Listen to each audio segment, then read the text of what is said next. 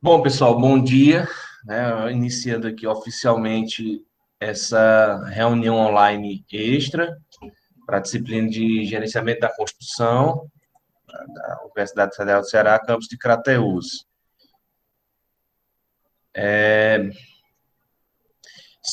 dia 2 de outubro de 2020 e é uma reunião extra para que a gente possa arrematar as últimas dúvidas aí do trabalho sobre gerenciamento, sobre orçamento, né? Além disso, eu queria combinar uma outra questão com vocês que me ocorreu, certo? E como a gente já tem 18 pessoas, eu acho que a gente já teria aí uma noção razoável. Antes de partir para as dúvidas em si do trabalho, pessoal, vocês viram que eu já postei as aulas de planejamento, certo? Professor Barros Neto, os respectivos slides e os meus slides como aula, como conteúdo complementar. Só que, assim como em orçamento, alguns pontos eles não foram bem especificados, né? Então, não sei como é a metodologia, né? Ele trabalha, coloca essa, na modalidade normal, ele coloca essa aula antes, depois é que vai para a sala de aula discutir alguma coisa, certo? Então, com certeza, essas pendências que dificultam que a gente materialize, né, operacionalize o orçamento e agora o planejamento depois, elas podem ser sanadas, certo? Então, me ocorreu o seguinte, né? Eu não consigo dar conta de tanta gravação e edição, juntando PCE e gerenciamento, né? Como eu comentei no começo, de certa forma, essas aulas dele me salvaram. Só que eu senti uma série de dificuldades com relação ao trabalho um que me instigaram a seguinte proposição. Eu não consigo fazer como eu estou fazendo em PCE, que eu gravo com uma certa antecedência, né? Deixo editados em um vídeo, bonitinho, 1 hora de aula em cada dia que você vai ter. E aí, eu queria saber de vocês, né? O interesse que vocês teriam de a gente fazer essa reunião online semanalmente, né? Na quinta-feira, que é o dia da nossa aula, de 10 a meio-dia, ou de 9 a 11, certo? Para a gente debater, apresentar o conteúdo de planejamento, certo? Realmente eu senti falta de uma parte mais operacional que realmente forme vocês para desenvolver o planejamento, certo? Nas aulas que eu compartilhei com vocês, o professor Barros Neto. E aí, o esquema seria o seguinte: o material já está lá do jeito que está, né? A gente entraria aqui no dia da nossa aula, eu apresentaria como se fosse uma aula presencial, só que dessa forma fica gravado. E a outra, uma hora, já que são 3 horas por semana da nossa disciplina, a gente reservaria para já ir tirando dúvida. Então, toda quinta-feira já ficava certo. Eu tenho 1 hora ali para o desenvolvimento do próximo trabalho, já está mexendo, já está conversando com o Cândido, certo? E ele vai ter ali de 1 a 2 horas para apresentar um conteúdo, certo? E aí fica essa proposta para vocês. Eu vou colocar, eu não sei se a gente vou colocar a enquete lá, né? Vocês dizem se aceita ou não, e aí quinta-feira a gente já começaria. Mesmo que vocês já tenham visto esse material do Barros Neto, eu começaria, porque tem bastante coisa a mais que eu trabalho nessa parte de planejamento, né? Talvez orçamento, ele pegue ali 60, 70% de como eu gosto de fazer, que como eu gosto de fazer, vocês viram o vídeo, a outra reunião passada, e aí, inclusive, o vídeo que eu montei lá de curva ABC. Eu gosto de mostrar como é que faz a coisa, não é só você lançar o conceito e você ir trabalhando esse conceito em exercício ou em outra coisa. Eu gosto né, de fazer. E aí, à medida que a gente fosse vendo conteúdo de planejamento, você já ia montando o trabalho 2 e semanalmente a gente já tinha esse encontro para poder ir especificando melhor, certo? Inclusive, o planejamento que a gente tinha lá no início era que a gente desenvolvesse o planejamento junto num mini curso né, num mini curso de MS Project. O que a gente também pode fazer, a gente pode pegar ali 1 hora de conteúdo, que 1 hora tira dúvida, 1 hora de MS Project, como se fosse um curso de MS Project. Não sei se vai ser suficiente 1 hora para ver tudo de MS Project, mas já desenvolvendo o trabalho aplicado no MS Project. Beleza? Eu vou deixar lá a enquete, né? Ah, porque eu vou deixar lá a enquete, porque aí fica formalizado que a gente decidiu fazer essa guinada no nosso plano de curso, certo? E verificar seriamente a possibilidade de a gente eliminar a lista lá que a gente tinha como nota na parte final. E ficaria só o trabalho de orçamento, de planejamento, a gente viria controle, ok, certo? Controle vão ser aulas minhas, as aulas do Barros Neto sobre controle e avaliação de viabilidade eu vou deixar, mas aí controle já é outra história, eu já trabalho em uma outra realidade, e aí eu não abro mão de apresentar eu mesmo para vocês essa parte, certo? Ok? Então vamos às dúvidas dessa nossa, dessa nossa última reunião para tratar do assunto de orçamento. Inclusive, né, não só o trabalho, se vocês tiverem alguma coisa de lista, que queira logo sanar também, a gente discute aqui. A prioridade quem define são vocês. Então, estamos aqui à disposição. Certo? Vamos lá.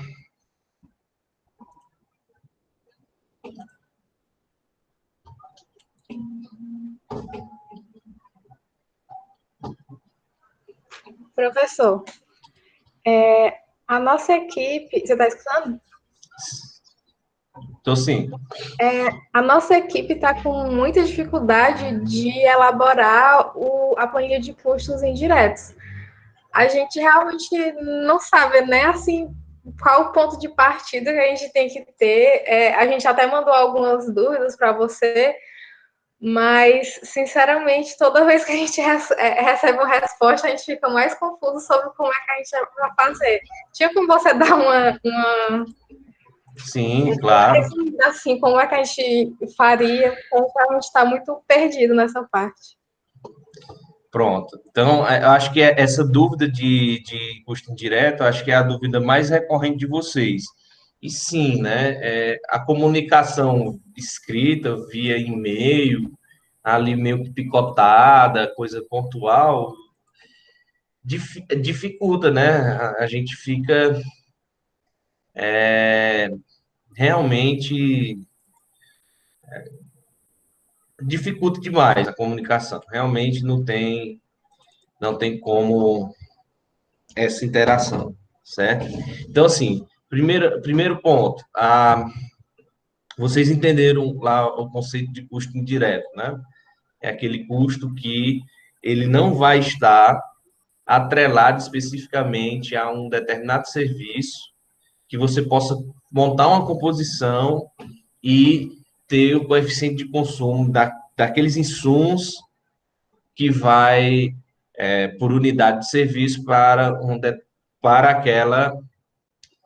aquele serviço. Unidade de consumo do insumo, unidade de consumo por insumo, não é essa mesma designação, que vai para lá. Ou seja, são elementos que são rateados para a obra. Né? O que são esses elementos rateados para a obra? Né? Primeiro ponto são as equipes administrativas, de engenharia, certo? De supervisão de obra mesmo. Eu não consigo determinar quantas horas de uma engenheira da minha obra vai gastar fiscalizando um serviço de alvenaria, nem puxa vida, nem de um mestre, nem de um almoxarife. Então, a gente coloca toda essa parte como custo indireto, certo? Além disso, a gente tem como descritivos de custos indiretos toda essa parte de equipamentos menores. Então, quando a gente vê a composição de custo de uma alvenaria, a gente não tem colher de pedreiro, linha, trena, não tem nada disso. Por quê? Porque eu não sei o quanto de uma linha eu vou gastar para marcar uma alvenaria ali. Então, eu não tenho como alocar. Da mesma forma, há alguns equipamentos mais robustos, por exemplo, a betoneira. A betoneira, vocês devem ter percebido que tanto ela pode entrar como direto, né, horas de betoneira em um determinado serviço, por exemplo, produção de concreto, como indireto. Eu, particularmente, prefiro deixar como indireto. Você coloca lá o custo de aluguel de uma betoneira ou a aquisição dessa betoneira, mais o salário de um operador de betoneira durante o prazo da obra, né? E aí, os custos indiretos, eles vão estar extremamente atrelados a esse prazo da obra. Por quê? Porque você vai definir, olha, minha obra, e aí vocês vão colocar isso no memorial de vocês. Vocês olharem para a obra, eu sei que é complicado pensar, eu acho que essa obra dá para fazer em 30 meses, né? Eu acho que essa obra dá para fazer em 24 meses, certo? A primeira coisa que nós vamos ver em planejamento é que, infelizmente, esse prazo não é a gente que escolhe. Não é um cálculo técnico que estime a melhor configuração de prazo. Qual é o prazo que nós vamos atender? É o prazo comercial. É a administração imobiliária daquele empreendimento que vai dizer, olha, eu tenho que entregar esse empreendimento aqui no final do ano que vem. E você, com a engenharia de custo e de prazo, você vai viabilizar isso, certo? Em alguns casos, inclusive, se precisar, modificar sistemas construtivos para agilizar isso. Então, por exemplo, você vê, o prazo é para o final do ano que vem, então nós temos que trocar. Não pode ser estrutura de concreto moldada em logo, tem que vir logo pré-moldada, porque senão não vai dar tempo. Enfim, decisões técnicas inerentes ao prazo, nós vamos discutir um pouco lá quando estiver falando sobre planejamento do tempo, certo? Então, a primeira coisa que vocês vão é escolher um prazo para a obra. Escolhendo um prazo para a obra, vocês já montaram a curva ABC, já? Dos custos diretos. Lá é que vai estar todos os serviços, certo? Que você pode atribuir um material ou uma mão de obra, ok? Então, o que é que vai acontecer? Terminando os custos indiretos, vocês já sabem o total de horas de pedreiro, de servente, de pintor, de carpinteiro, enfim, de todas as funções da obra para concluir, certo? Então, o que é que você vai fazer? Eu vou abrir aqui um Word, compartilhar a tela e esquematizar uma conta só de exemplo, certo? O que é que você vai fazer? Estimei 30 meses. Aí você vai fazer a seguinte conta: eu vou pegar todos os profissionais imediatos, digamos assim, profissionais imediatos que eu estou chamando, pedreiro, servente, aliás, pedreiro, pintor,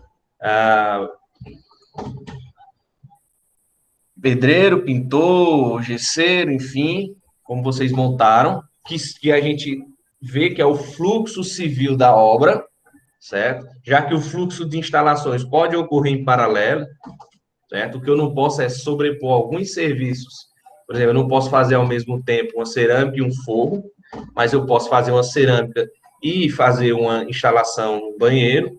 Então, vamos pegar essa parte civil, somar as horas de pedreiro, servente, meu Deus do céu, pedreiro, gesseiro, pintor, e suponha que tenha dado 1.000 horas.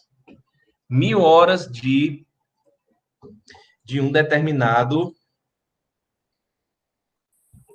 de uma determinada função principal. Vocês estão me ouvindo, entendendo aí a voz da povo direitinho?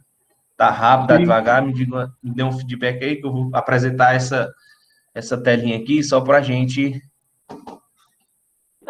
para mim tá tranquilo. Bom, beleza. Vocês vão me dando aí o feedback. O mais importante, né? Eu estou saindo dessa zona de conforto, para mim tá bastante confortável, entre aspas, mas eu não quero que vocês saiam daqui dessa disciplina com essas pendências das mais básicas possíveis. Vamos supor aqui que eu tenha. Está compartilhando a tela já, né? Sim. Pronto, vamos supor que eu fui lá e identifiquei 1.000 horas de oficiais. Pedreiro, mais parceiro, pintor, carpinteiro, armador. Pronto, vamos supor que isso aqui é o total de horas de oficial, como se fosse um em sequência do outro, certo? Lá pela curva ABC. E eu quero fazer essa obra, vamos supor, em 30 dias. Vamos supor que eu quero fazer essa obra em 30 dias.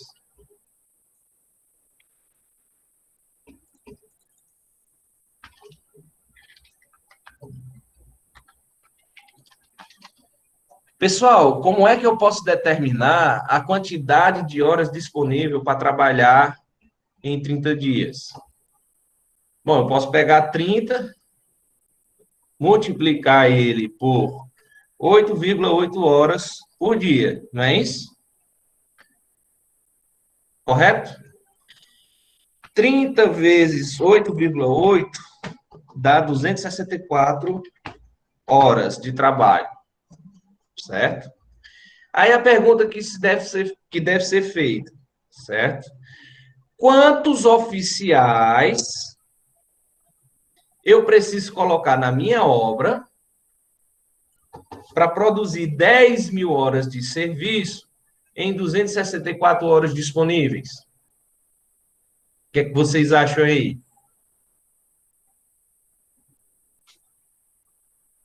Como é que eu faço essa conta?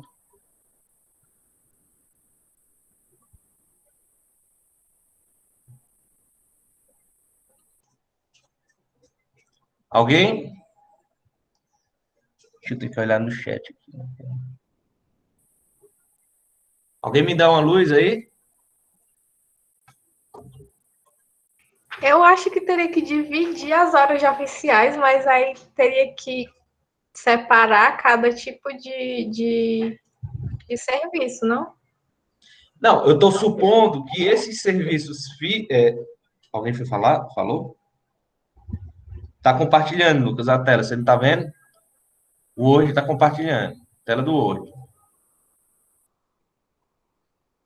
Ó, mas os demais veem. Tá dando para ver? É bom tu ver depois, Lucas, aí. Talvez seja a internet. Então, ó, se eu colocasse um pedreiro que dá 8,8 horas por dia, certo? Em quantos dias de 8,8 horas eu vou colocar 10.000 horas de serviço?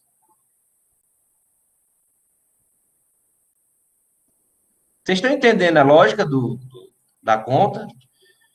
Um pedreiro, um oficial, ele vai me dar 8,8 horas de trabalho num dia. Se eu tenho... Oh, mas fica muito feio. Se eu tenho...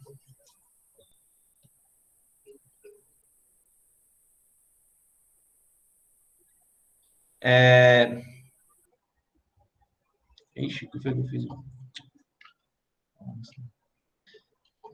Vai ficar toda a vida. Quantos dias de um pedreiro eu vou levar para executar 10.000 horas? Me ajudem.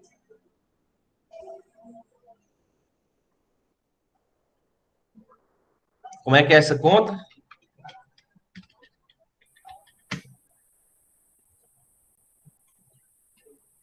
Fizeram aí a conta?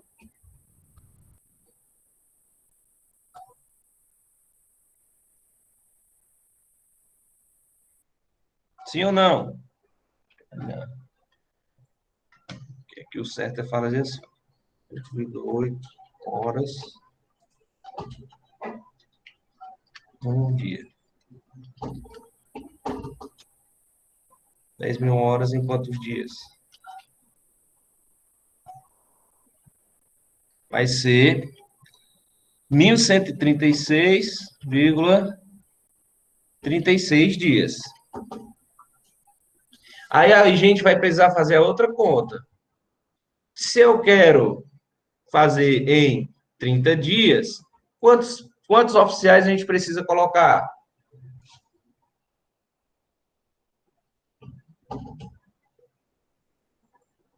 A gente tem 1.136 dias de um oficial.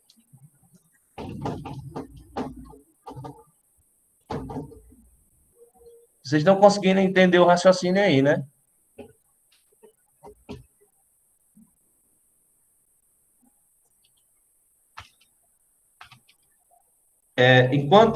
Se eu quero 30 dias, eu vou precisar de quantos oficiais?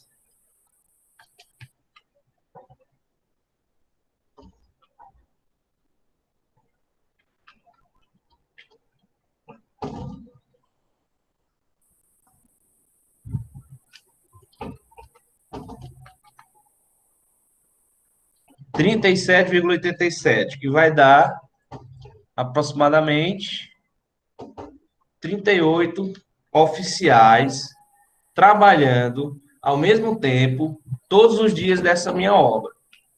Todos os 30 dias. Aí, a análise que a gente deve fazer poxa, eu tenho condição de botar 38 pessoas ao mesmo tempo durante toda a obra? Isso é uma conta média, certo? Não sei. Pode ser que no começo eu comece com 5 pessoas, lá no meio eu vá para 50, depois eu vá para 20. Ok? Isso é uma média. Tem condição? É razoável pensar que isso pode acontecer? Sim. Então, pronto. Eu teria, certo? Em média, 38 oficiais por dia durante 30 dias para fazer essa obra, supondo aí esses 10.000 metros quadrados que a gente 10.000 horas de serviço. Até aí, ok? Essa informação, pessoal, o que é que você vai fazer com ela? Você vai fazer para dimensionar o seu canteiro e colocar no orçamento, certo? Assim, as instalações em geral. Você vai usar para você adota lá 40, né, com a folga, para você dimensionar aquela questão de fardamento, né? Então, lá naquela planilha que eu disponibilizei para vocês, né?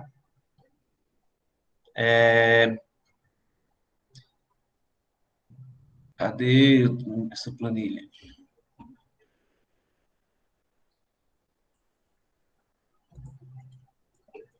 Ó, tá abriu aqui. Aí, lá naquela planilha que eu forneci para vocês, por exemplo, ó, você tem uma bota de couro, 100 operários vezes 4 pares. Oi. Você não está compartilhando a tela, a gente ainda está no Word. Ah, foi mal.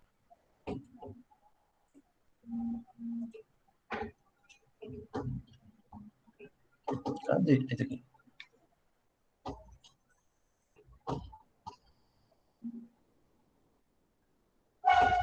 Tá compartilhando agora? Sim.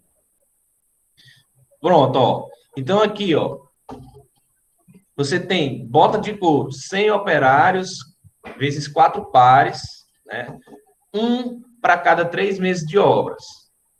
Então, você vai pegar um par a cada 3 meses de obra. Ah, então, se só é um mês de obra, então eu só vou ter um par, né? Então, você vai fazer esse ajuste para você calcular essa questão do número de botas, de capacetes, certo? De capa de chuva, né, de fardamento, certo? Com essa primeira questão de você fazer uma extrapolação da quantidade de funcionários, você vai determinar isso aqui. Então, você escolhe um prazo, certo? Vê esse contingente, se não é flagrosamente mirabolante. Eu tenho que botar 200 pessoas para trabalhar todos os dias da minha obra, numa obra pequena. Isso não faz sentido, certo? Se alguém quiser aí pegar a quantidade de oficiais aí, de horas de oficiais, pedreiro, gesseiro, pintor, carpinteiro, enfim, dessa nossa obra, para a gente fazer uma análise, certo?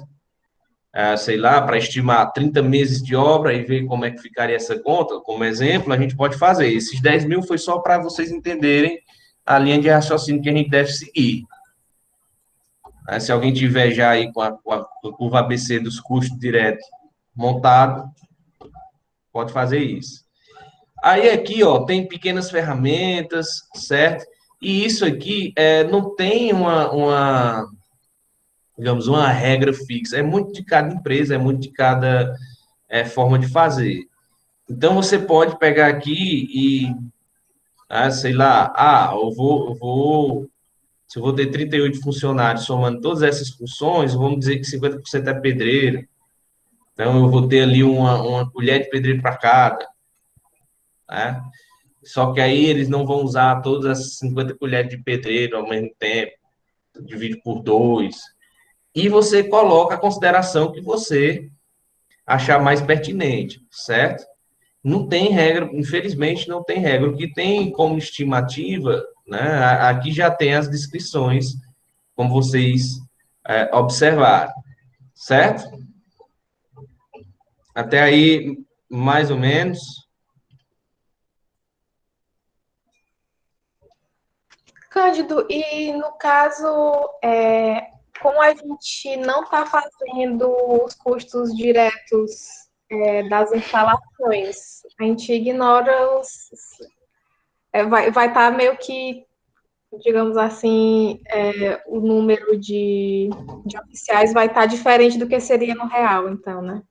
Vai dar, por isso que eu estou falando. Você vai pegar os oficiais da parte civil, colocá-los em sequência, como se eles estivessem trabalhando em sequência. Você não vai ter pedreiro, gesseiro e pintor ao mesmo tempo em cantos diferentes. Essa sequenciação já vai lhe dar digamos, não é uma equivalência, mas vai lhe dar uma correção para esses instaladores que vão estar em paralelo, entendeu? Porque, claro, que vai ficar um número maior, esse 40 funcionários durante todos os dias da obra, não vai acontecer isso, na realidade. Mas é um número mediano que você pode fazer estimativa do custo no orçamento, certo? Ok, obrigada.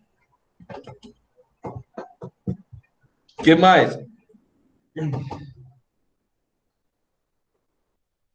Cândido, tá ouvindo? Beleza, né? Para o cálculo dos encargos sociais, como é que a gente faz? A gente pega o valor de todas as horas que a gente vai ter, multiplica pelo valor da mão de obra e depois só aplica aquela porcentagem em cima, né?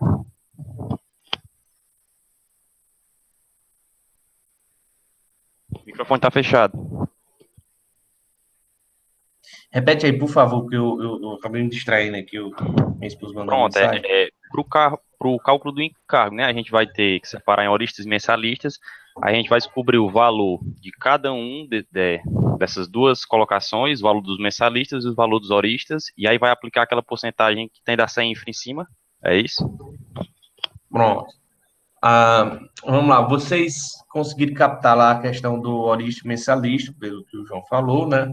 Esse detalhe. E, basicamente, a gente coloca operários de produção como horista ou é mensalista?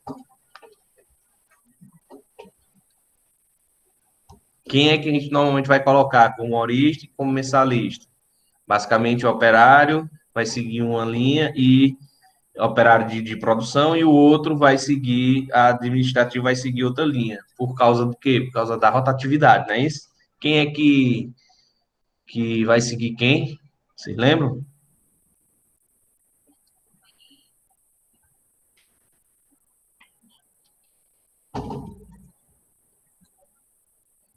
Bom, então fico com essa. Né? Será? O João Vitor respondeu aí, né? Todo mundo concorda com o João Vitor. Não vou nem dizer nada, beleza? Aí, se vocês notarem, dentro da composição de custo da CEINFRA, ele está dizendo lá encargos inclusos, correto? Ele já vai estar dando lá encargos inclusos. O que isso quer dizer? Isso quer dizer que para o custo direto dos operários, nós não vamos colocar uma linha no meu custo indireto chamada de encargos de mão de obra, como naquele exemplo de planilha que eu mandei para vocês. Certo?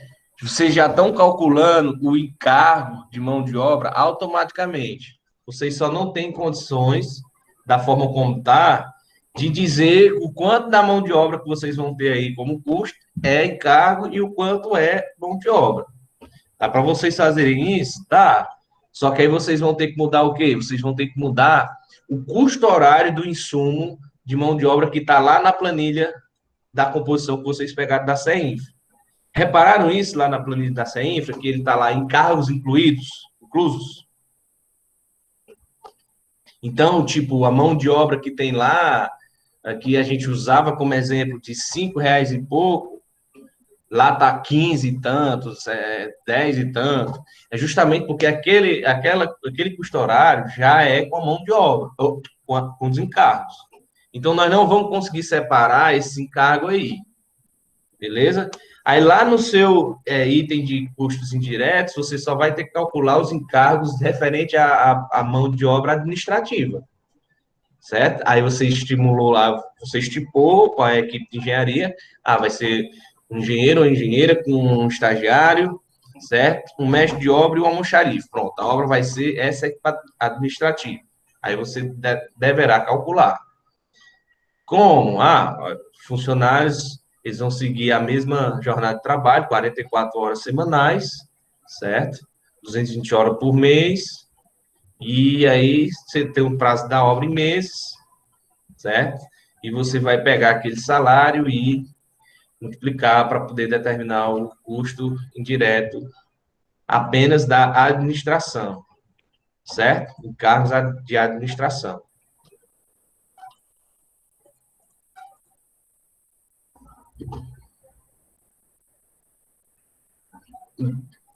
Tá ok por aí, João? O Matias. Beleza.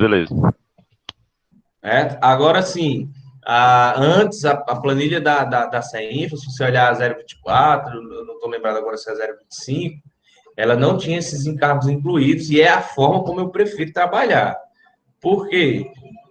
Porque o orçamento ele vai ser a principal ferramenta de gerenciamento ali dentro da obra, certo? Então, o que é que a engenharia da obra precisa estar de olho? Precisa estar de olho quando vai fechar um serviço, no quanto ele vai pagar para a mão de obra. Quem tem que se preocupar com os encargos que vão incidir sobre aquela questão é só na hora de montar a folha de pagamento.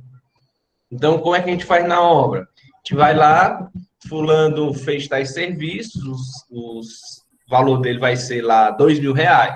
Ponto. Manda para o escritório. No escritório, o responsável pelo setor de recursos humanos, ele vai calcular os encargos incidentes daquilo ali, para gerar a folha final, para ser pago pelo setor financeiro, certo? Porque, como vocês bem sabem, como vocês devem ter percebido, eu espero que tenham percebido, aqueles encargos A, B, C, D, certo? Nós temos os encargos de pagamento compulsório, por exemplo, o INSS, FGTS, que efetivamente, no momento que você pagar o operário, você vai pagar aquele encargo, você vai depositar aquele valor. E existem outros que são os reincidentes, certo? Que são porcentagens para que você pegue o dinheirinho, guarde na continha e tenha disponível para eventuais afastamentos por acidente, por eventuais férias, etc, etc.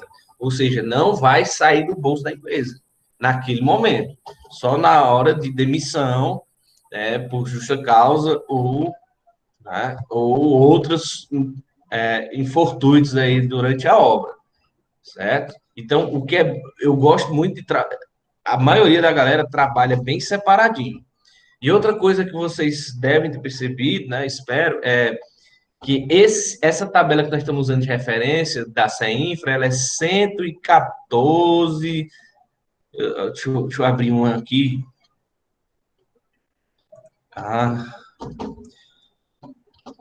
114 e alguma coisa, cadê?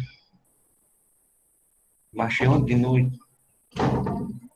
Tá aqui. 114,23, né?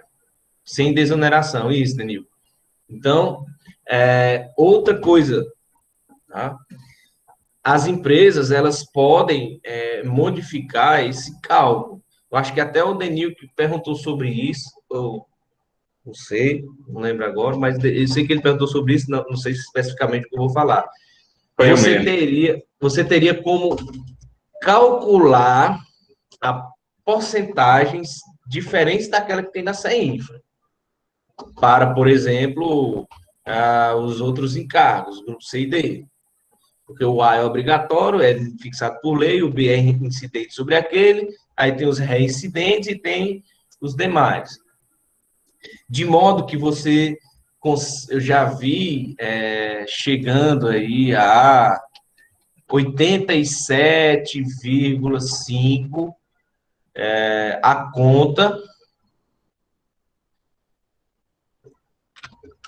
a conta de encargos para fins de orçamento.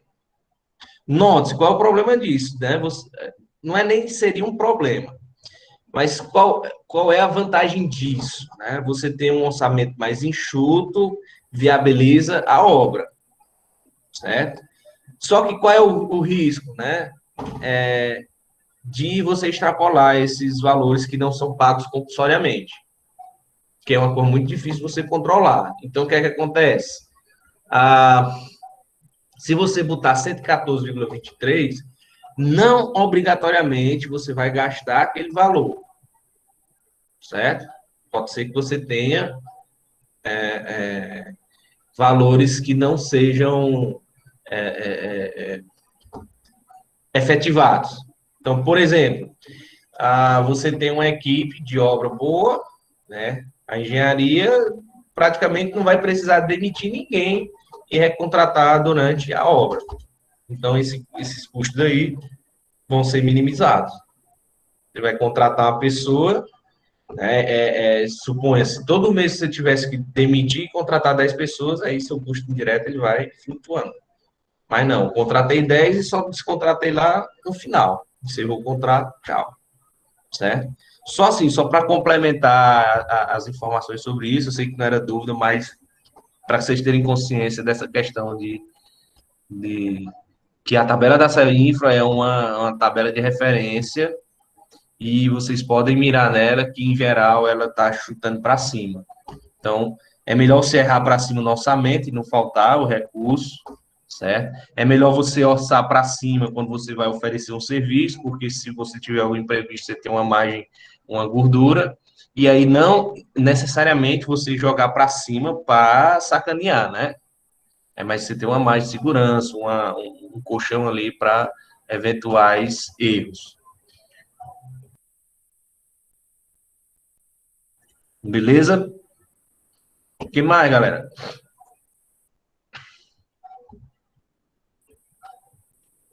Sérgio, Oi. outra dificuldade que a gente estava tendo, né? Na questão das estimativas, no caso das instalações elétricas e hidrossanitárias e da área comum, né? A gente foi tentar pesquisar alguma coisa do clube e procurou umas tabelas e a gente não achou assim nada muito que desse assim, uma luz para a gente sobre isso. A gente até encontrou umas tabelas, tipo, tabelas de honorários que usavam, fazia tipo uma estimativa do projeto elétrico, dos custos do projeto elétrico, baseado no CUB, mas a gente ficou na dúvida porque não era, tipo, era de outro estado, e aí a gente ficou sem saber se isso era algo que só valia para aquele estado ou se a gente poderia usar, então a gente ficou muito confuso com essa parte. Bom, então vamos lá, vamos falar aí um pouquinho dessa questão da estimativa, e aí, como a resposta do Lucas Nascimento é bem mais rápida, né, composições não encontradas na CI podem ser retiradas da SINAP? Sim. SINAP, TCPO, qualquer fonte orçamentária que você tenha. O importante é você não deixar de ter um custo de referência para aquilo ali, certo? Você ter todos os custos de referência. O que parcialmente responde à questão da Estela. Eu poderia pegar um preço de referência de um outro estado? Posso, só que você vai ter um erro embutido ali. São essas questões, né, essas informações mais precisas que vão fazer com que o nosso orçamento ele seja mais assertivo ou menos assertivo. Então, não teria gabarito nesse específico. O gabarito só vai ser tirado da prova quando você fizer a obra e verificar a diferença de custo entre o orçado e o realizado, certo? Então, nós, lá nas aulas de orçamento, vocês viram que você pode ter um erro de mais ou menos 1 a 5, que seria a faixa ideal quando você tem todas as informações detalhadas num projeto executivo, há um erro de mais ou menos 30, que é o que o CUB tem de erro embutido, porque você só vai fazer uma estimativa baseada numa área de um determinado padrão de projeto, certo? E aí, lá no CUB, você vai pegar o projeto de referência lá da ABNT, da 271, e vai comparar padrão alto, normal e baixo, né? R1, se é residencial, R1N, por exemplo, de um residencial térreo padrão normal, intermediário, superior, certo? Vai pegar o CUB, aí sim, tem que ser regional, certo? Tem que ser daquele estado. Então, nós temos o CUB Ceará calculado pelo sindicato, é lei, todos os sindicatos de construção, mensalmente, eles vão calcular isso. E aí vai ter o custo CUB. Só que o custo CUB, ele não inclui o seu fundação, porque fundação é muito variável, e ele não inclui instalações especiais e não inclui também indiretos. Vai ser o custo direto ali. Então, você teria que fazer, né, como vocês viram no exercício, calcula uma determinada, né, na lista de exercício, calcula uma área equivalente, multiplica pelo custo do CUB e, em cima daquele custo do CUB, estima custos indiretos, certo? Custos de fundações e de demais instalações que não estão inclusas ali, inclusive áreas comuns, certo? Só que para o nosso orçamento do trabalho, nós não vamos usar CUB. A gente pode se basear nele? Pode. Para ter uma noção? Pode. Mas nós não vamos determinar custo baseado no CUB. Certo? Eu não tenho um CUB para áreas comuns. Eu tenho um CUB da edificação. Certo? Então, por exemplo, você pode pegar, determinar a área equivalente desse projeto, certo? Calcular o CUB, o orçamento pelo CUB, adicionar um percentual de indireto e de fundação, para você ver, vixe, olha, pelo CUB, esse projeto ia dar 200 mil a casa. Eu estou orçando 500 mil, estou muito errado. Já, Jorge, finalizar isso aqui. Poxa, o CUB já é para ele errar para cima 30%. Como é que eu estou orçando um negócio com as informações o melhor possível e está dando dobro do que seria o preço CUB? Então, em geral, você usa isso só para ter um parâmetro de referência de se o seu orçamento ele está no rumo, certo? Quando eu falei em estimativa, e aí eu vou novamente compartilhar a tela do Word e fazer uma continha assim, fictícia, certo? Oxe, cadê? Se eu estiver compartilhando aqui, vamos supor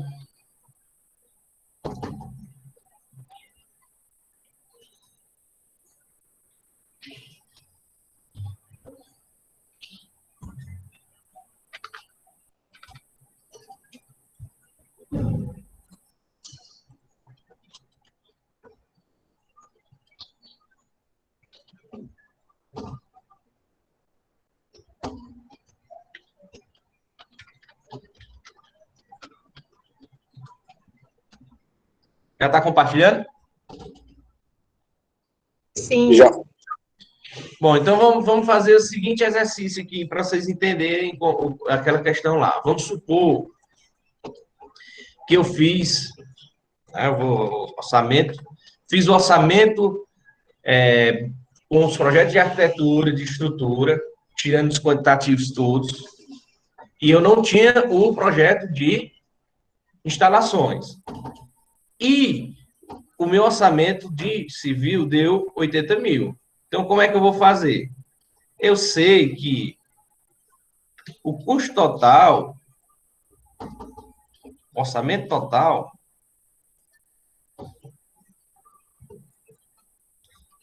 ele vai ser o orçamento da parte civil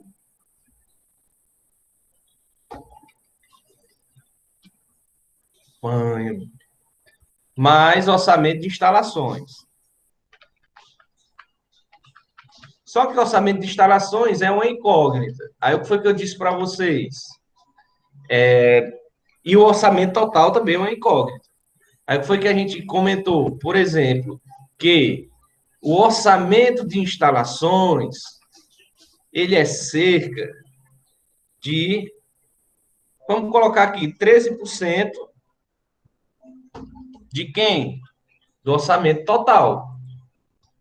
Concorda? A gente viu isso lá. Tem lá umas planilhas, e aí você pode adotar qualquer uma daquelas planilhas. Tem de uma casa, tem de um prédio lá, que, pelo menos meus slides, né? Eu não sei decorar os slides do Barros Neto. Aí tem lá, planilha resumo, aí tem todos os itens, né, do orçamento sintético, e aí você sabe o que é civil, você pode somar eles. E tem lá instalações, como verba. E aí, as percentagens do lado, você tem lá 13% de orçamento de instalações, é o percentual do total. Então, o que é que você vai fazer? Você vai pegar, né, o orçamento, você vai pegar aqui e substituir. 13 do total no lugar do orçamento. Então, 0,13 vezes o total. Então, qual vai ser o orçamento total da nossa obra? Certo? Vai ser 1 menos 0,13, certo? E eu tenho um orçamento da parte civil. Então, o meu orçamento total vai ser o orçamento civil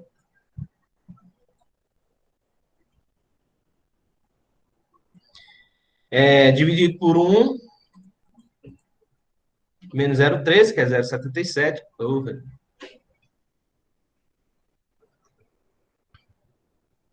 Opa, 0,87, que é só 13. Então, nós vamos ter o valor de 80 mil dividido por 0,87, que vai dar 91.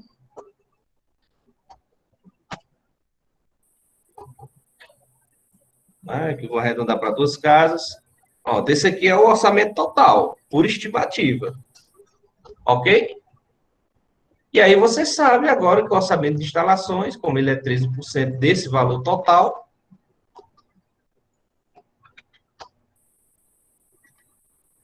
ou simplesmente, óbvio, a diferença do total menos isso que você acabou de calcular, 11.954,22. Então, agora você tem um orçamento completo, só que isso aqui é só uma verba, porque você não fez pelo projeto.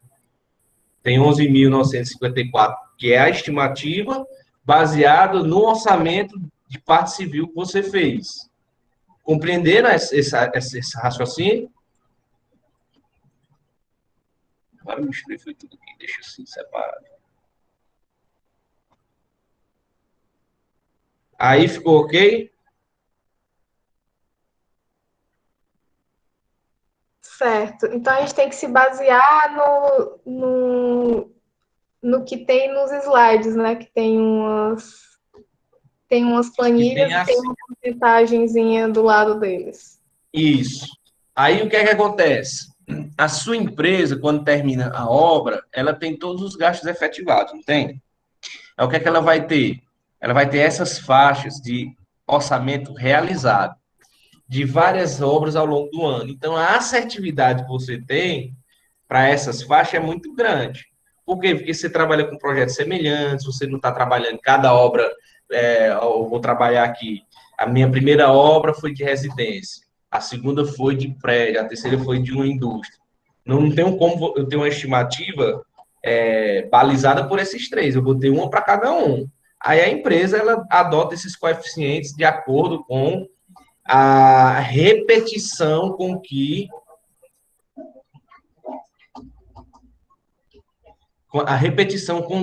você tem de um mesmo tipo, né, de projeto, certo?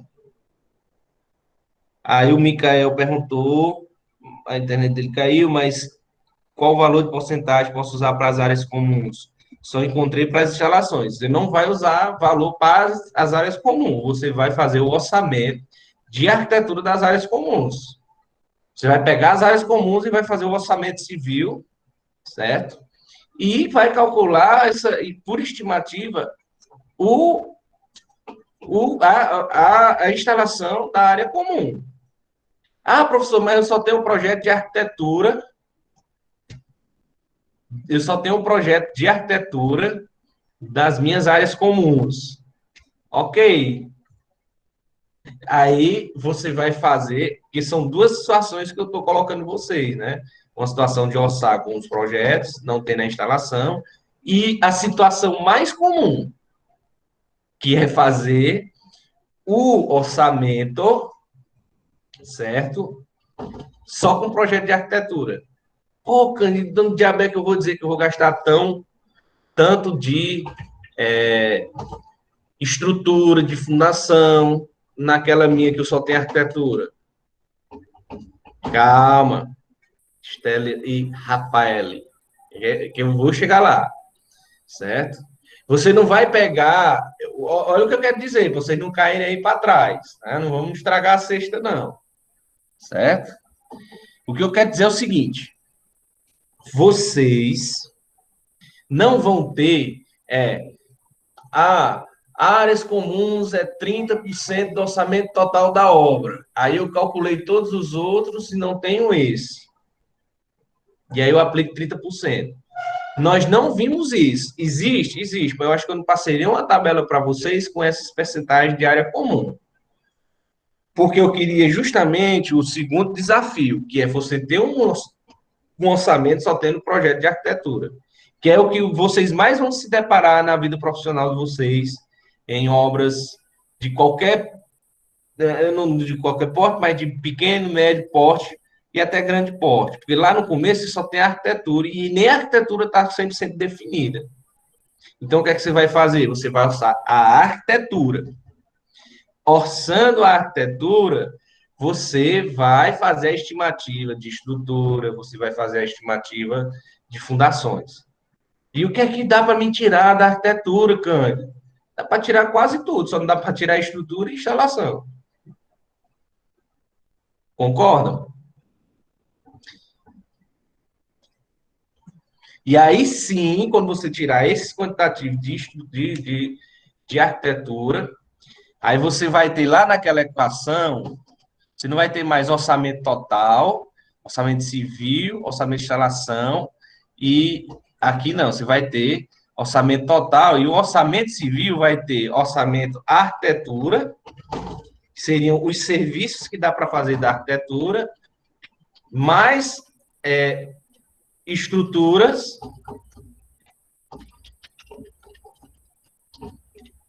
mais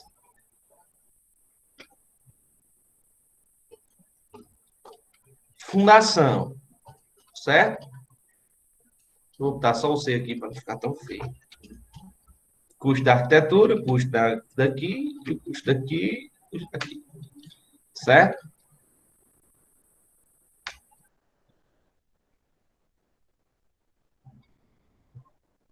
Agora você vai trabalhar nessas categorias. E aí o que é que você vai ter? Você não vai ter lá de novo estrutura mais ou menos 20% do custo total? Você não vai ter lá, aliás, fundações, mais ou menos 20% de tudo, estrutura mais 30%, né? Que você tem lá de 20 a 40, 50% da obra com estrutura. Pronto, aí você vai substituir, vai ficar todo mundo de novo em função do total e você só vai ter a componente de arquitetura. E aí você faz o orçamento. Conseguiram captar a linha de raciocínio? Espero que sim. Então não é bem assim um pulo tão grande para trás, como a Estela e a Rafaela aqui quase deram um infarto aí.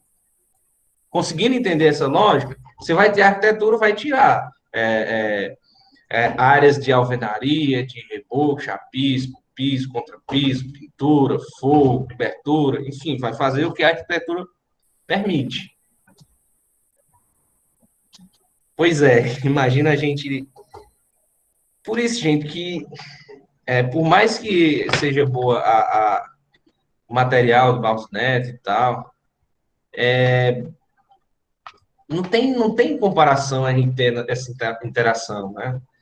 Certo? Eu gosto muito né, da parte mais, de descer até a parte operacional, né? Por isso que às vezes vocês se chateiam, reclamam que é conteúdo demais, é slide demais, é porque eu não gosto, eu não consigo ficar apenas na diretiva.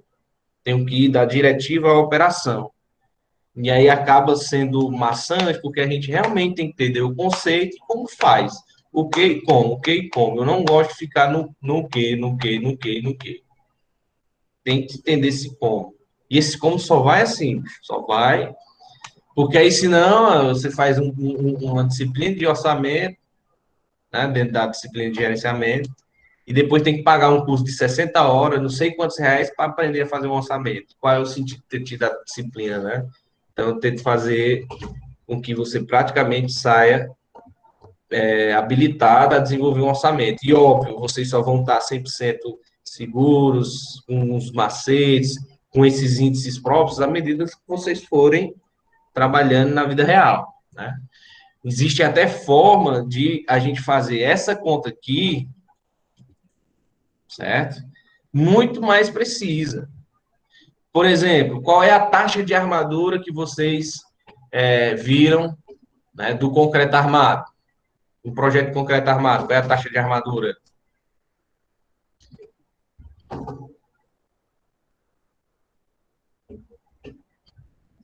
Pois é, Danilo.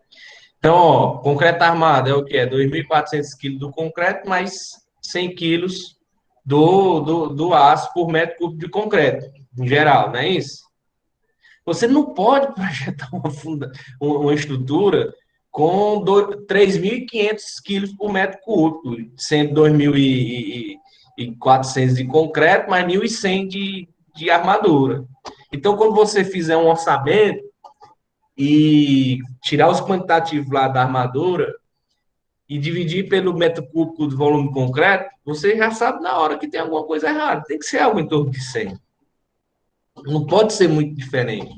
A norma, a não ser que o projeto... Aí, outra dúvida que pode surgir. A não ser que o projeto estrutural esteja muito errado.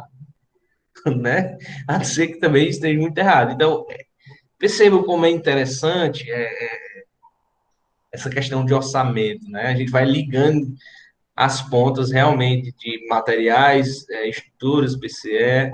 Era esse momento da gente fazer essa ligação e ver desgraça aí e pediu que a gente fizesse da melhor maneira possível, né? Vamos fazer com a maneira que a gente tem, certo? Claro, e evidentemente, obviamente, ano que vem, se qualquer um se sentir compelido a assistir de novo, de boa sim, porque não gostou ou tal, com certeza serão bem-vindos, certo? Mas é isso. O que mais, galera? Deu para entender essa questão de como é a estimativa de custo, né? Estimativa de custo, sempre em relação lá ao total, eu tenho as frações de vários orçamentos passados que eu já tinha montado. Então, deixa eu ver se eu abro aqui o slide e mostro para vocês especificamente qual é a tabela mais redondinha que vocês podem pegar. Aulas. Ixi, cadê os PDF? Acho que é na aula 1 já que, inclusive, a gente mencionou em...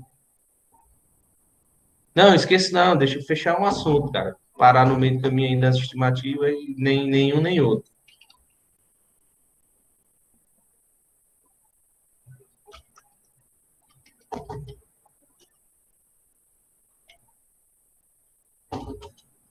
A ciência, né, que meu... travou, destravou, voltou.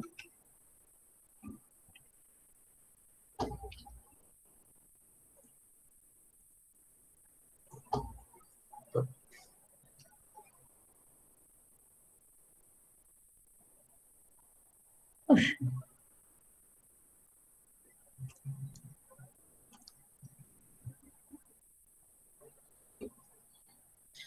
Eu acho que já está compartilhando. Então, por exemplo, ó, esse slide é o slide da aula 2, né?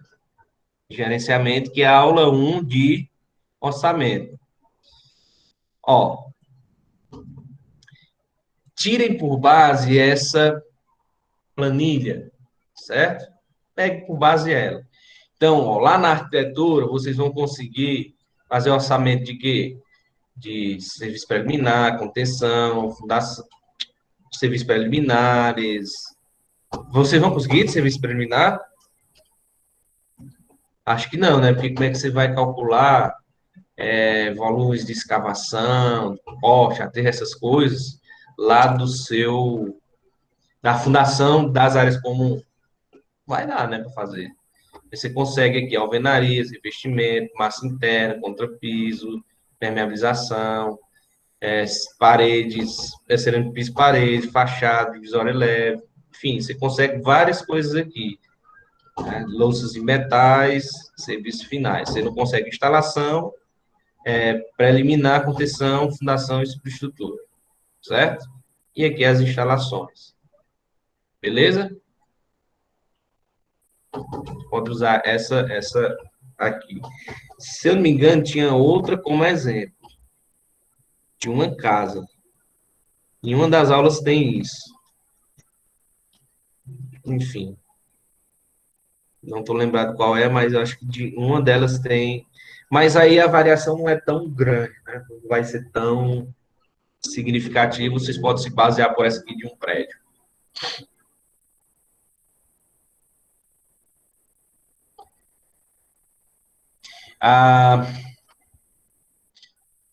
Fechamos a parte aqui de estimativa. Falamos um pouquinho do CURB. Vocês não vão usar o CURB para isso. Vocês podem usar o CURB para se basear em ordem de grandeza do custo da obra, para saber se o orçamento está certinho ou não.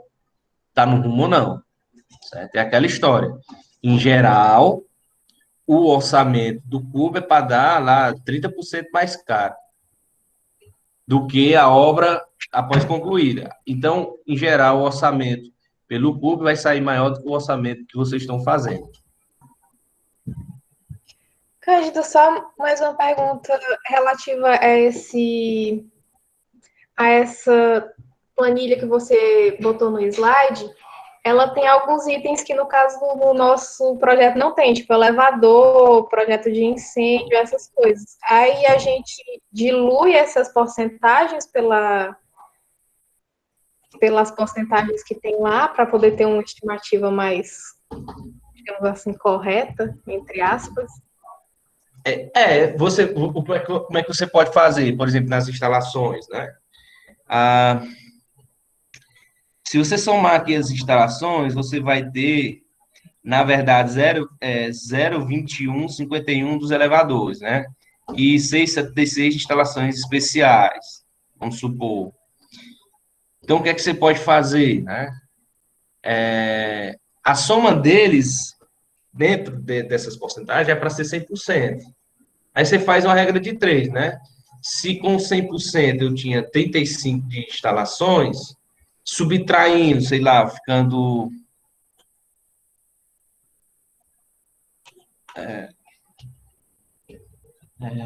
21,51, vou subtrair 21,51 e 6,76 e 2,17.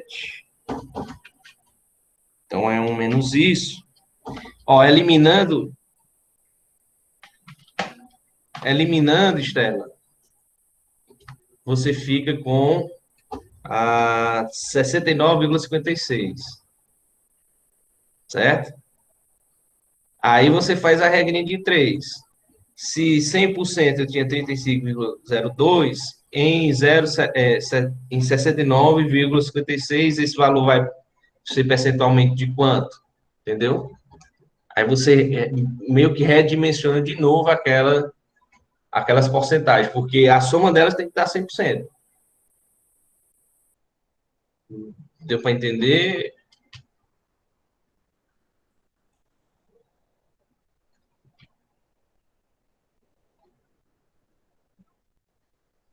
Beleza. Mais alguma coisa dessa questão de estimativa? Professor, a internet caiu aqui um pouco, eu não ouvi você responder a pergunta da Estela. Você poderia repetir? Tá gravado. Vamos para outra pergunta que é bom que tire mais dúvida. Não é não? I think so, yes. Se não tiver nada aí de estimativa, a gente vai para a outra dúvida que não foi discutida. E se sobrar tempo, aí a gente volta e responde de novo da Estela, que tu não conseguiu ouvir, Gerardo, beleza? Tranquilo. Porque vamos tentar usar o tempo melhor possível. Cadê o negócio dos metros cúbicos aqui de escoramento? Aluguel de cimbramento metálico de valor, que pede um valor em metro cúbico. Bom. Não, isso aí já é outra coisa. Jorge, essa nossa casa, qual é o tipo de laje dessa nossa casa? Laje maciça, laje nervurada, valterrana? Qual é? É laje treliçada. Treliçada, né? Aí a laje treliçada já com a parte de baixo do trilho concretado, não é isso? Aí você fica com o trilho e é só a treliçazinha exposta. Aí você vai botar as lajotas para encher, colocar a armadura ali de ligação e a negativa em cima e tome concreto, não é isso? Exatamente. Então, você não vai alugar, assim, cimbramento para isso. É melhor você pegar por escora. Como é que você vai fazer isso? Você pega lá a área e você vai ter como estimar, né? Em vez de você pegar essa por metro cúbico, porque isso é para obra maior, para não sei o que e tal. E aí, independente disso, vai ser a área ali debaixo da laje, essa altura. É o cimbramento em metro cúbico.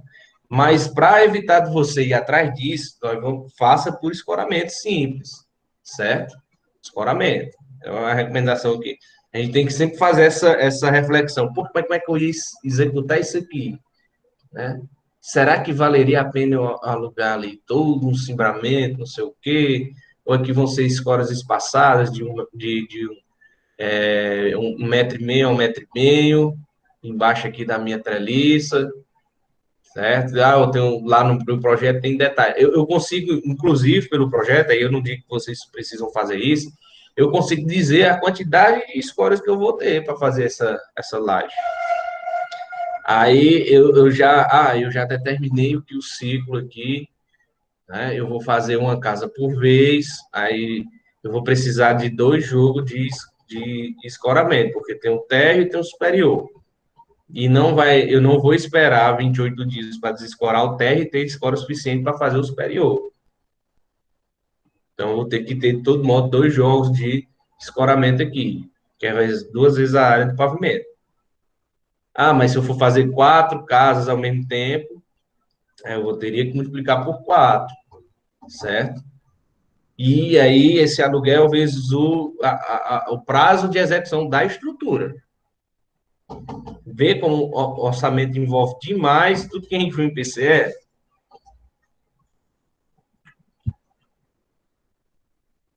Ó, a Rafael está falando aqui, ó, que tem uma alocação de escoras por metro quadrado na CEINFRA. Exatamente. Certo?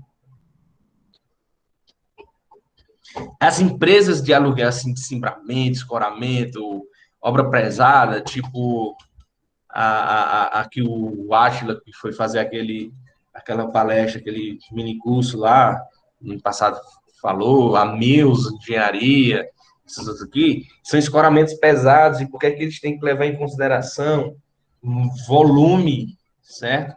Porque esse escoramento, locação de escoramento, escoras por metro quadrado, pressupõe que a escora simples aqui, no máximo que você vai ter de pé direito, seria essa escora aberta, certo? Agora, quando você tem obras aeroportuárias, obras de viaduto, esse negócio aí, cara, você vai ter que fazer o projeto desse cimbramento. Então, você vai ter que ter aquelas torres telescópicas, torres andaimes de escoramento, não sei o quê. Você vai ter um volume muito grande de material de cimbramento ocupando aquele espaço. E aí, para você ter uma noção, você tem a área e a altura, tá? O que é desnecessário para obra pequena. Então, esse aluguel aí que você estava querendo usar é mais caro, salvo engano, lá na planilha da CEINFRA. Menos até cimbramento.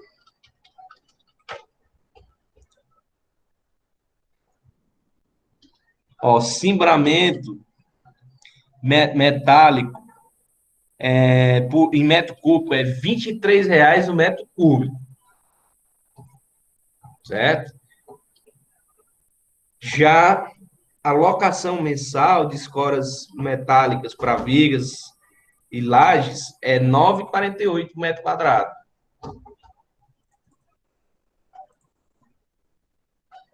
Certo? Certo. Beleza, Jorge? Uso lá o metro quadrado mesmo, é escoramento simples. Dúvida sobre INCC. Para atualizar o orçamento, qual eu uso? 10, o M ou o DI? Alguém responde essa dúvida para mim?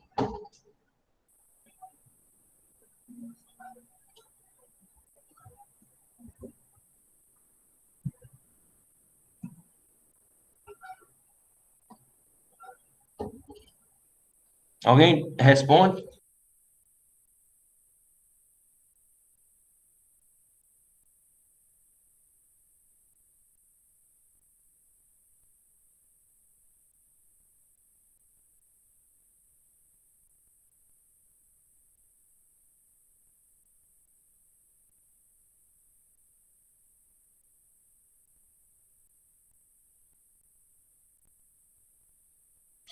Alguém ajuda aí? É o tempo que eu peço minha quentinha aqui no.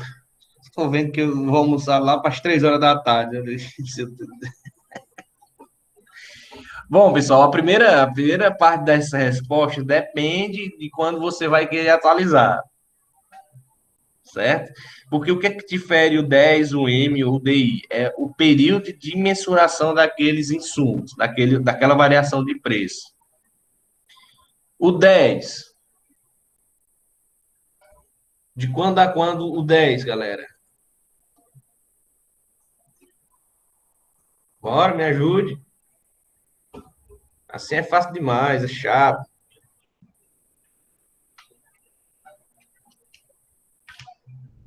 Alguém lembra?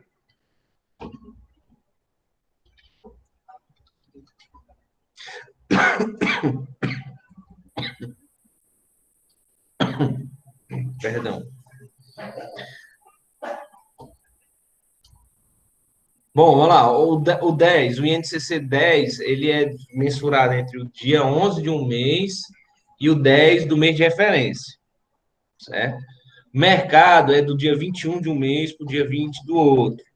E o DI, que é a disponibilidade interna, é depois, quando você já tem um mês de referência fechado, certo? Então, por exemplo, por que é que a gente tem esse negócio de 21, né? Quando você vai fazer o pagamento da mão de obra e dos materiais, não é assim, não. Chegou o dia 30 do mês, eu sei, aperto o botão e tal. Vai, não. Como é que ocorre na vida real, né? Na realidade. Você vai variar de empresa para empresa, mas vamos lá. No dia 21 do mês, você começa a fechar a folha de pagamento e começa a se preparar as contas a pagar que vão entrar para pagamento. Por que que tem que começar antes? Porque você tem essa geração de quanto cada um vai ganhar. Aí vai para seu setor de RH para poder calcular os encargos no sistema do governo, né? E esse tempo, até gerar a folha, até o dinheiro ser solicitado ao banco, ser depositado, não sei o quê, deu o dia 30 do mês. Então, sempre tem esse delay entre você fechar sua mensuração em obra e você entregar o dinheiro em si lá. Então, tem essa questão. O que a gente deve utilizar, o mais preciso, ali para o que é utilizado para ajustar os contratos de construção na medição, é qual? É o DI. Só que o DI, por exemplo, estou aqui no dia 1º de um determinado mês. Quando é que eu vou ter realmente a informação da variação de preço desse mês? No dia 1º do mês do seguinte, certo? Eu só vou ter sempre uma informação defasada de um mês. Por isso que quando a gente, eu acho que vocês viram lá nos slides, a gente tem INCC, é o mês atual, menos um.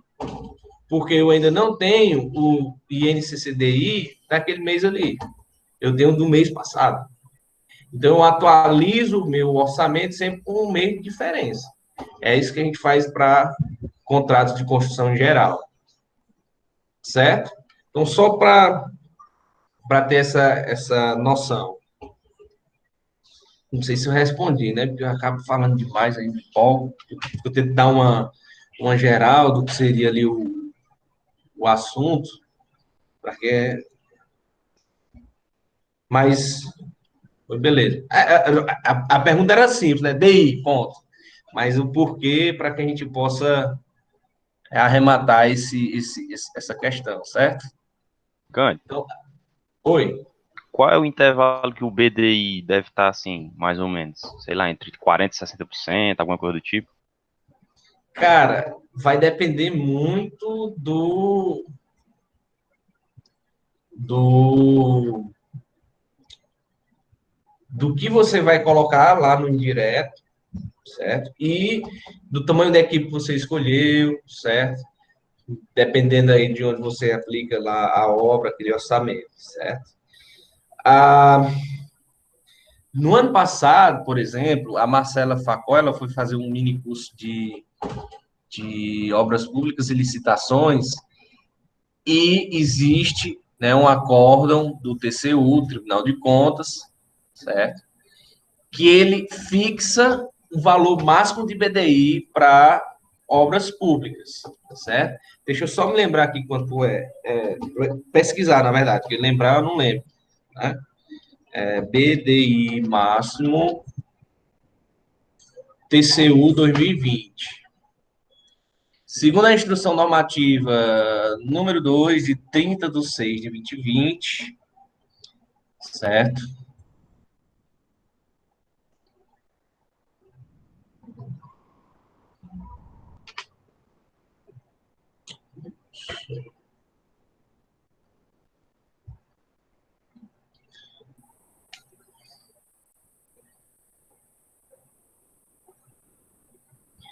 Ups. ISS, tarará, o BDI diferenciado. Cadê? Essa lei só...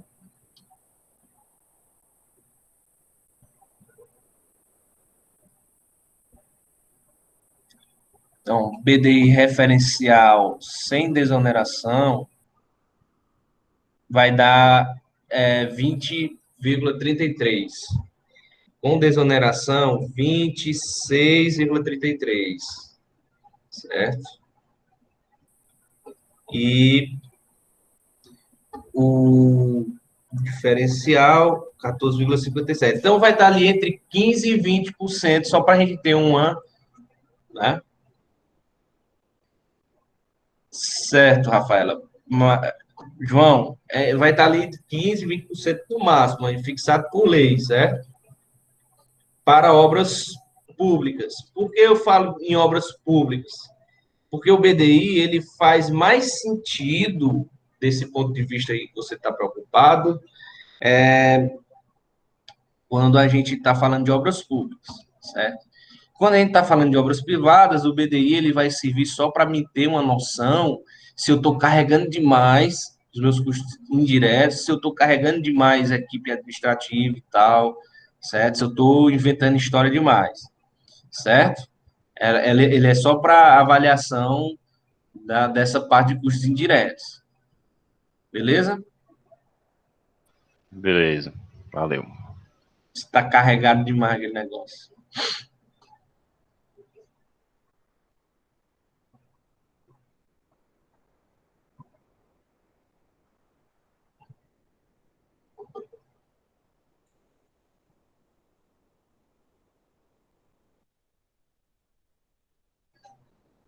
Que mais? Alguma coisa mais específica da lista?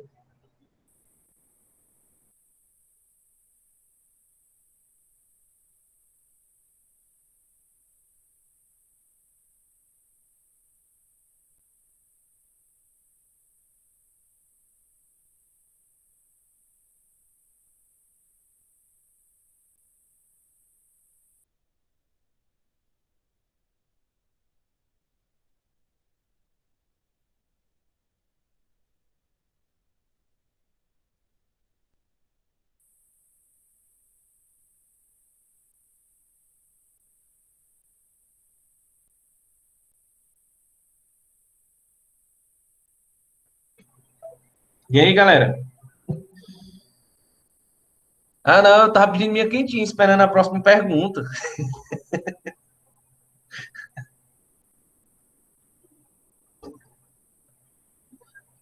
Senão vai chegar tarde demais e eu preciso manter a minha forma redondinha aqui, né?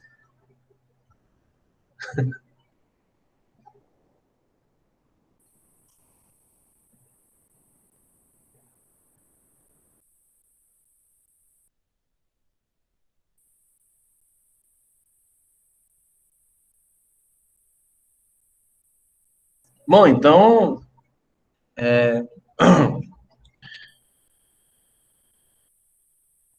eu acho que a gente fica por aqui, né? Não surgiu mais dúvida.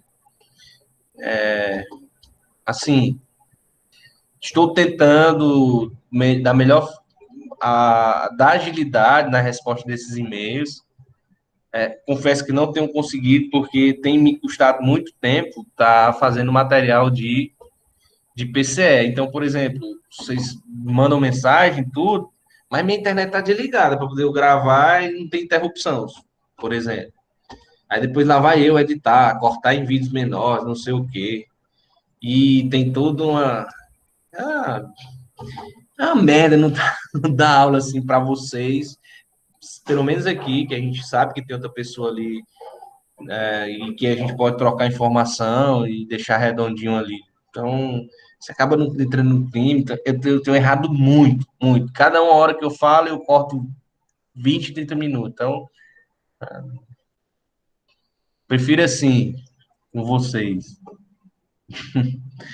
Se não temos mais nada, galera, aí a gente encerra por aqui, certo? E eu vou deixar lá. Na verdade, eu não vou nem deixar a enquete. Eu vou, a partir da próxima semana, facultativo, não é obrigatório, fazer esse esquema. Vou começar lá, planejamento, certo? Pelo menos o que for complementar as aulas do Barros Neto, para deixar um videozinho para vocês, né? Espero que alguém possa, porque aí tem alguma interação ali na hora e não acaba acontecendo o que está acontecendo com o PCE e eu preciso editar os vídeos, certo? Então, eu espero que vocês possam participar. A gente vai ver se essa fórmula fica melhor, certo? Espero que sim, espero que a gente faça. Se a gente fizer isso, basicamente a gente faz o trabalho de planejamento durante esses encontros. A ideia, e aí a gente fez isso ano passado, basicamente o trabalho 2 já faz junto, certo? Já faz junto ali na hora, eu vou fazendo, só que, claro, muitas coisas vocês têm que pensar e resolver, e eu implemento para exemplificar para vocês, né? Gera nas discussões, enfim, certo? Espero que a gente se saia melhor do que no módulo 1, né? Foi um pouco sacrificioso, né? Para todos. Sinto. Beleza? Mais algo? Dou-lhe uma, dou-lhe duas, dou-lhe três e até quinta-feira, portanto, aí de 9 a meio-dia. Aí eu não sei se vocês de 9 a 10 a gente tira alguma dúvida, e 10 às 12 como se fosse uma aula. Ou o contrário, de 9 a 11 como se fosse a aula e a hora final ali, alguma dúvida. Nós não vamos usar o tempo todo, até porque não, a gente está dessa forma mais aliviada, deixando algumas coisas para vocês fazerem por si, certo? Me digam aí, que é melhor, 9 a 11 ou 10 às 12? Dúvida no final, né? Depois de ver o conteúdo, realmente. Então, de 9 aí a 9 às 10, 9 a 9 e meia, a gente faz como se fosse a aula ali, eu vou tentar simplificar um pouco, que não é uma modalidade presencial, eu realmente usava ali às 3 horas, e a gente ainda tinha as 20 horas do mini curso de MS Project. Então, o mini curso de MS Project, eu posso cortar a parte que eu ensino o project, a configurar o project, eu vou dar o project configurado e a gente parte direto para a implementação do planejamento, certo? Aí depois, um outro momento, a gente faz a parte 1, que seria aprender a configurar o project, certo? A gente pula essa parte de configurar o project direto para implementar o trabalho, dou o arquivo para vocês começarem a usar. Beleza? Então, até quinta-feira, né? Mandem e-mail, eu respondo assim que eu conseguir, certo? E se a resposta ficar meio doida, meio picotada, é porque normalmente eu consigo responder em horários assim, completamente adversos e aí a cabeça está em outra coisa, a gente acaba não raciocinando a melhor resposta possível, certo? Então, até mais. Obrigado aí a participação de vocês e espero que tenham sido útil esse momento de agora. Beleza?